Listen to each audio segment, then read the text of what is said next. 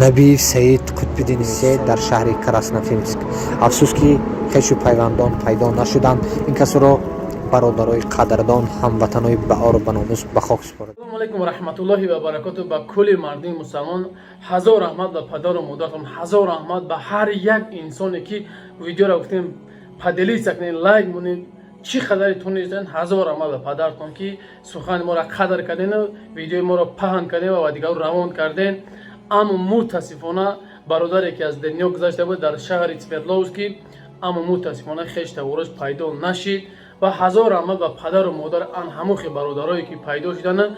برادر از مرگ گرفته نسوزانم گفته از مرگ گرفته به همون جای مسلمانا برده گور و چو کردن.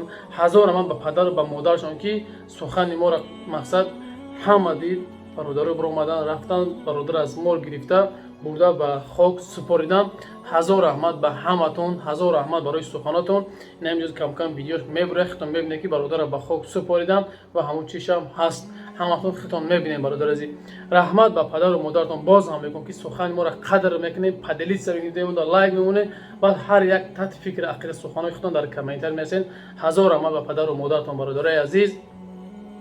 و چی گفتن این روز خواهش میکنم از همتون برادرها، کانال خیلی مهاجر همه کسا وجود دشمنان بخیل خودتون میدونید که جلب ازیدن هر روز شاید که کانال اودالی چه برادرای عزیز به همه خاطر برای هم کاکستراخوفکا میگه چی میگن کانال ناوک شدگیم نامش بوبی حاجی موندگیم در همین پایان در اسپیسانی سیلکاش میمونم. از همتون خواهش میکنم بدرآمده подписаться کنین در اون کانال. ان شاء الله ویدیوام در اون کانال میبره به خاطر که شاید که کانال اودالی چه اگر جلب بسیاری بعد بیا شاید کانال اودالی چه به همون خاطر از همتون خواهش میکنم برادرها بی‌طرف نباشین، کانال نو دستگیری کنین شاید که پیشروی بسیارتر در اوج شود. الله از همتون راضی باشه برادرای عزیز. خداوند هر کی جای باشین در کسب کارتون برکت نصیب گردونه. باز هم میگم کسایی که بلیطای سمالی در کار اویاکاس خدمت کار کردن تلفن خدمت جواب میدم برادرای عزیز. این همین نمره پایم دیگه زنگ بزنید. الله از همتون راضی باشه، هر کی جای باشه الله نگهبانتون باشه.